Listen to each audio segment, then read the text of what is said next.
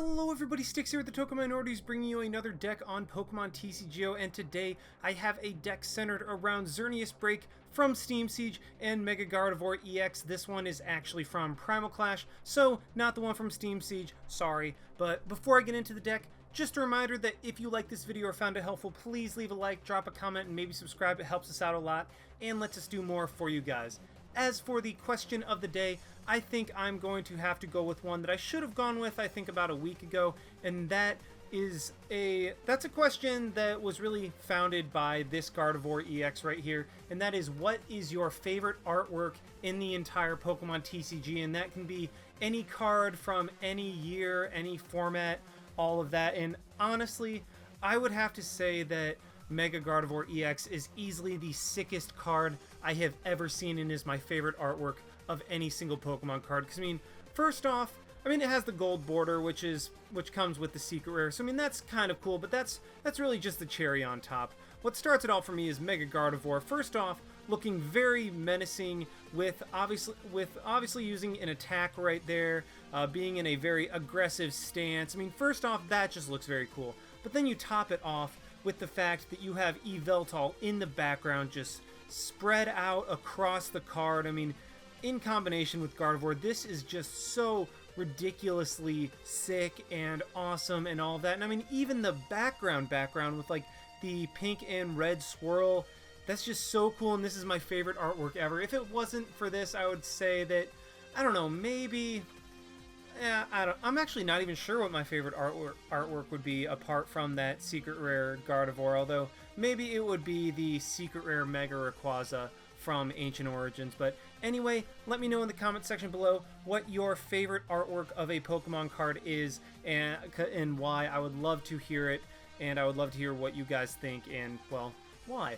But anyway, on to the deck. Like I said, this is centered around Xerneas Break and Mega Gardevoir EX from Primal Clash, and honestly, this is probably the most streamlined deck I have ever made, because normally I have decks that go all the way to the end of this third row, if not even into the fourth a little bit, but this one barely gets into the third row at all, and it actually works pretty well.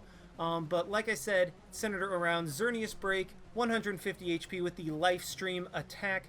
This attack does 20 times the amount of energy attached to all of your Pokemon. So, I mean, really, it's just the idea of this deck is just rack up a ton of energy on your Pokemon and go from there. And then also Mega Gardevoir EX's attack is very, very much in the same vein. Brilliant Arrow. For a Fairy and a DCE, this attack does 30 damage times the number of Fairy energy attached to all of your Pokemon. And because we are only running Fairy energy in this deck, these two function the exact same, with Xerneas Break just being a little bit weaker, but also a non-EX attacker. Now, as for the other cards, I am running 3 Shaman because Shaman is Shaman, gives it setup, blah blah blah, all of that. I'm running 3 of this Gardevoir because, I mean, really just aesthetics, and also this one hits a little bit harder. The other Gardevoir, let's see if I can find it. Where is it? Let's scroll over a little bit.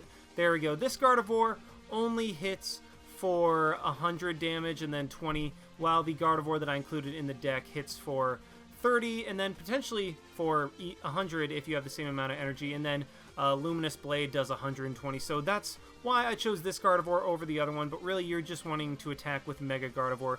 210 HP, so it's one of the weaker Mega EXs, and then Brilliant Arrow, 30 times the number of energy attached to your Pokemon. And you will normally be able to get at least 6 Fairy energy in play at a time. I mean, with the right setup. I mean, I'd say that's about an average to have 6 Fairy energy in play at a time. So Mega Gardevoir is hitting for 180 damage, and that knocks out every single EX apart from the Megas and then Zygarde.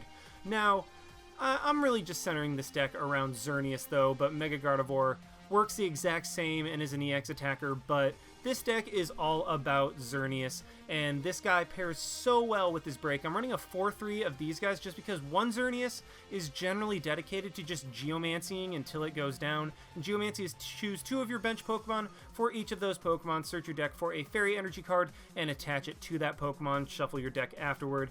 Really, this is just your method of getting more Fairy Energy out. I mean, if you Geomancy, you're suddenly getting 3 Fairy Energy in play per turn, and that just powers up this Xerneas and Mega Gardevoir so quickly. So normally I like to dedicate one Xerneas to just Geomancing until it dies, and then just powering up attackers with Xerneas Break and Mega Gardevoir on the bench while this guy just Geomancies and I manually attach Mega Turbo, all that good stuff. I'm also running one Hoopa EX for that Scoundrel Ring ability. Search out Shaman, search out Gardevoir, Mega Gardevoir, that type of thing. I mean, I'm running a Mega deck, so I might as well throw one Hoopa in there just as kind of a tech if I need it. On to the items, I'm running a very thin item line. 3 Mega Turbo to help get more Fairy Energy in and also help power up Mega Gardevoir quicker. 1 Super Rod in case I overextend myself with my energies and Pokemon and stuff like that. 1 Switch just in case I don't have a Fairy Garden in play, or if my Pokemon gets put to sleep or paralyzed or something like that. 4 Trainer's Mail for consistency. I'm finally able to run 4 Trainer's Mail in a deck. I haven't really been able to do that in a while, so kind of happy that I'm able to do that now. 4 Ultra Ball to get everything out. I mean, there's absolutely zero reason not to run Ultra Ball or to run anything else. 4 VS Secret to reuse all of our supporters. And then as for the supporter line, I'm running a line that's become very standard to me, at least. I mean, normally I used to run the 4-2 of N and Sycamore. I mean, those are my draw power. Those are what I like to use. I mean, like I said, I used to run a 3-3, but I've really gone to more of a 4-2 because N just isn't as powerful as it used to be. I mean, unless you can like N into an Ultra Ball for a Shaman or something like that. But 6 cards just isn't nearly as good as 7, so normally you're okay with discarding cards in order to get that extra 1 card. But I mean, N is there as an option just in case you have like all 3 Mega Gardevoir in your hand or something like that. And then 1 Lysander because Lysander is amazing, and that's just kind of what I like to do, run 4 Sycamore, 2 N, and a Lysander. And then one thing that I have added to this line is the Pokemon Ranger. Remove all effects of attacks on each player and his or her Pokemon. Just kind of shut down things like Resistance Blizzard, Chaos Wheel, Quaking Punch, that type of thing. It's just a great tech card to have in some of the matchups because it really shuts down some of the other matchup strategies, and if not, you can just discard it with Ultra Ball or Sycamore or something like that. So it's a good thing to have, and that's why I decided to throw it in this deck. And this is just kind of my generic line of supporters. I encourage you to try out your own line and see how that works for you. I could definitely see maybe dropping another Fairy Energy and throwing in another Lysander, or putting in some more tool cards or something like that, but for the time being I actually really like this build, and this is what I'm going to go with. As for the stadium, we're running 3 Fairy Garden to give our Pokemon free treat. Really, this is just kind of a counter stadium of sorts. I mean, yes, the free treat is amazing and it helps out a lot, but you don't need it all that often. You do need it you do need it somewhat often, I should say, because, I mean, you will be switching, you will want to switch, and having free treat where you don't have to get rid of energy that powers up your attacks is phenomenal, but you really don't need it all that much, because once you're set up, you just start plowing through your opponent's team, and then just set up things in the background and attack with one thing until it gets knocked out. I'm also running 3 of the Gardevoir Spirit Links, because, I mean, we're only running 3 Mega Gardevoir, so don't be like me when I accidentally did my Mega Gardevoir video. I think it was a week or 2 ago. I can't remember I don't know. I'm getting old and my memory is fading. Yes, I'm 22 and I'm saying that I'm getting old. Just ignore that. But only run 3 Gardevoir Spirit Link for 3 Mega Gardevoir, and then 12 Fairy Energy. I want to run a lot of them just because I want to constantly be able to Geomancy when I need it. I want to be able to Mega Turbo to full effect, and then I also want to be able to manually attach. So I'm running kind of a heavy line of Fairy Energy, but that's because both of my Pokemon's attacks rely on how much Fairy Energy I am able to get into play. So like I said, this deck is very streamlined. It doesn't have that many one-ofs. I mean, the only true one-ofs The only true one of is the Pokemon Ranger, while the Hoopa, the Switch, and the Lysander all are technically one-ofs, well, and the Super Rod. They're technically one-ofs, but they go along with the strategy as well. So not a lot of teching, just one strategy that you go straight forward with, and cards to support that, and hopefully you'll be able to steamroll your opponent before they're able to get much going. So, you know what, I've rambled long enough, let's just go ahead and see this deck in action. Alrighty, we have found one against Siliconeator or something like that, with a Dragon and Water and normal deck. So looks like we will have the type advantage, which is kind of unusual because really you don't face that many decks that use Dragon, and Fairy is only super effective against Dragon. But also something I forgot to mention, Fairy is an absolutely phenomenal type in the TCG because, I mean, even though while it's only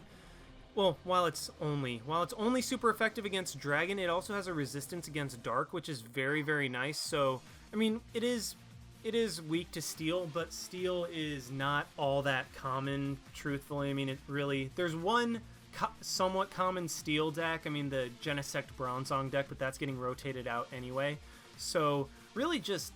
Xerneas and Gardevoir have phenomenal typings, and I think this deck could actually be somewhat viable, especially in the standard format. So we do get to go first. I was just talking through that, and okay, my opponent actually starts with a Talonflame and an Axew, so this is obviously a Haxorus deck. And you know what? Instead of the Ultra Ball, I'm just going to grab the N because, I mean, while I could go immediately for a Shaman with the Ultra Ball, I wouldn't be able to play out my hand enough to where Shaman would matter. And there we go. This is something that I can actually work a lot better with, because now I'll be able to play the Gardevoir down, go ahead and Shaman for 2. Keep the switch just in case I need it. Hopefully get like a Mega Gardevoir and a Spirit Link or something like that. But I get an Ultra Ball. I actually think I'm just going to hold on to it until next turn. Sit on my hand. If my opponent ends me, then he ends me. I like my hand, but I'm not completely in love with it, so getting a new hand would not be the end of the world. As it stands now, as long as my opponent just has Double Dragon and doesn't get like the regular fighting energy or something like that, I will be fine. This match is heavily in my favor because I don't really need to get that much energy in play in order to be able to start knocking out Haxoruses in one shot with Xerneas, and meanwhile he cannot one-shot me back, so heavily in my favor, especially with the type advantage, like I said. But I don't know, Haxorus can be very, very dangerous if he's able to get set up and start Dragon Dancing and one-shotting things before I'm able to really get fully set up and go from there. So my setup needs to be good so that I don't have to waste a turn in the middle of the game geomancing and potentially open a door for my opponent to start hitting me. The cool thing about Talonflame is it really, really opened up a lot of possibilities for these type of decks, for decks that aren't necessarily top tier, but it really gives them the speed they need in order to be able to somewhat compete with with decks that are a little bit more top tier. And so I think that Talonflame is actually very, very healthy for the metagame. It's a very good card, but it's controlled in that if you don't run a dedicated Talonflame deck, you will only be able to use one per battle, so you'll only be able to get that Arrow Blitz for at least the first couple turns, which is all you need to set up. But given that some of those decks are slower, I think it will help them out a lot and actually really balance the metagame. I'm really looking forward to how this metagame is going to be once the rotation happens. Well, actually, the rotation's already happened. Well, once the rotation like fully takes effect and the metagame fully develops, that's what I meant. So I'm looking forward to that, and yeah. So my opponent has gotten a bunch of Axes in play, but luckily we do not see the regular energy yet, and that is key. I mean, my opponent has gotten a Double Dragon so far, but he can't play that on the Talonflame. So if he does not get the regular fighting or the regular energy onto it, I know we saw a regular fighting. I don't know if my opponent runs the regular metal, but either way, if my opponent doesn't get the regular energy, then that will give us a turn to start setting up with Geomancy and just kind of be able to run train on my opponent at that point. Really just in a very good position overall, unless my opponent, like I said, gets that energy. But if he gets the energy, then we will have to speed things up a little bit. If my opponent doesn't, then we can kind of sit back, set up, make sure my setup is perfect, and then go from there. So yeah, in a pretty good position right now. What I would like is another Xerneas so that I don't have to keep putting so I don't have to put Mega Gardevoirs active. And this is great. So what I can do is go ahead, Ultra Ball, get rid of the VS Seeker and the Hoopa. I don't need it. I'm going to just go ahead and grab a Xerneas so that I can have another Xerneas break as a backup attacker. Play that onto there. Go ahead and play the energy onto that Xerneas. In this match, I want to 100% focus on Xerneas as my Xerneas break as my main attacker. And you know what? Screw it. I'm just going to go ahead and evolve it. Trainer's Mail, see if I can get like a Spirit Link or something. Don't get anything. I'm going to go ahead and going to go ahead and grab a Lysander Blah. I can't talk. And unfortunately, I don't get the Spirit Link. But what I can go ahead and do is Geomancy to put some energy onto my Xerneas and my Gardevoir and go from there. I have an energy in my hand to attach next turn. I can Ultra Ball for a Shaman as my draw power. That way I can Lysander in the Haxorus that my opponent brings up, because with the type advantage, I can actually go ahead and one-shot Haxorus with the energy I have in play. I mean, right now, I can one-shot a Haxorus because I'd be doing 160 damage. Once I attach another energy, I'll even be doing more overkill, so I can deal with the single energy attachment per turn, and that's all I need. I did grab the Lysander instead of the Sycamore because I want to be able to Lysander in a Haxorus if my opponent happens to get one on his side of the field. And okay, my opponent just Parallel Cities. I'm going to go ahead and get rid of my Shaman. That actually works out just fine for me, and it's kind of the reason I didn't play Fairy Garden last turn, because that way I can counter my opponent's Stadium if he goes ahead and plays one of his own. So, okay, we see the Bursting Balloon on the Talonflame, and okay, my opponent still doesn't have the energy. That is, well, okay, he's probably going to get it off this Sycamore. And if my opponent is set back 2 turns, then I mean, he's really going to be struggling to try to get things going at this point. So, I mean, fingers crossed that he's set back. Okay, never mind. We do see the Metal Energy, so we will be able to Aero Blitz this turn. And alright, my opponent is starting to get stuff going, meaning that we're going to have to start attacking and knocking out his Haxorus and Axews and Fractures or whatever he gets on the bench. So, yeah, you know what? While the Talonflame is constantly getting him cards he needs, I'm going to put all my focus onto the Haxorus, because Talonflame cannot beat me on its own. The Haxorus is what's going to beat me, if it will beat me, so I have to focus on targeting that thing down and taking it out as soon as possible. So, I mean, Talonflame, like I said, we'll be able to keep getting him 2 of whatever card he wants with Aero Blitz. I will just start targeting down the Haxorus to knock them out, because Talonflame's doing 40 damage. That is a 4-hit KO on my Xerneas, so I'll be able to knock out 3 Haxorus by the time he actually knocks out my 1 Xerneas. And okay, so what I actually can do is play my hand down completely to get a Shaman. Well, almost completely. I'll still have the Mega Gardevoir. Yeah, let's go ahead and Shaman, grab that, go ahead and play the Fairy Garden down. I did notice that I only have 1 Mega Gardevoir in my deck, so I'm going to have to play carefully with the one that I do get going, which is also why I'm focusing on Xerneas Break as my attacker, but then be able to Shaman for 5. Oh, that is excellent. I'm able to get a Mega Gardevoir down, able to get another Xerneas on the bench, able to get another Xerneas Break, and then have a Sycamore for next turn. So that was one of the best Shaman I've ever gotten. And what I'm going to do right now is retreat. Use that free treat from Fairy Garden. Fairy Garden, I'm sorry I insulted you earlier. You are coming through clutch. Retreat into my Xerneas on the bench and be able to attack. And the reason I did that is in case my opponent happens to have a Haxorus and a Double Dragon in his hand, I don't want him to be able to knock out my Xerneas that's on the board right now, because I will need another energy in order to be able to knock out this Haxorus, and I want to keep the energy that I have on my side of the field to be able to knock more stuff out. So, yep, my opponent does get another Haxorus up. I will want to start targeting that thing down. Hopefully I can get a Mega Turbo and a regular attachment, because then I'll be able to knock out the Talonflame, one-shot the Talonflame with my Xerneas this turn. And okay, it actually looks like my opponent's going to go into his Haxorus and start attacking. That is exactly why I retreated into the Xerneas Break on the bench that didn't have any damage on it, because that way I don't even have to worry about my opponent getting a knockout this turn. I will kind of have to worry about that Bursting Balloon,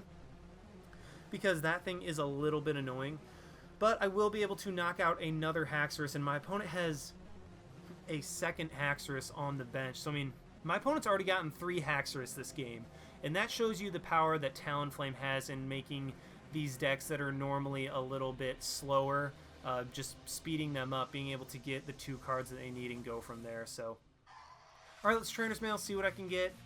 Yeah, let's go ahead and grab the Ultra Ball to grab a 3rd Xerneas Break. I mean, I might as well. I don't have another Mega Gardevoir in the deck. And yeah, might as well just have a ton of attackers, and then I will get to do the amazing Sycamore, discard 0 cards, and hopefully get a Mega Turbo and a regular energy. Well, get a bunch of energy. And okay, I get a Spirit Link onto that Gardevoir. I'm going to start powering up the Mega Gardevoir on the bench. Going to retreat into my Xerneas on the bench. That way my opponent won't get a knockout with the Bursting Balloon.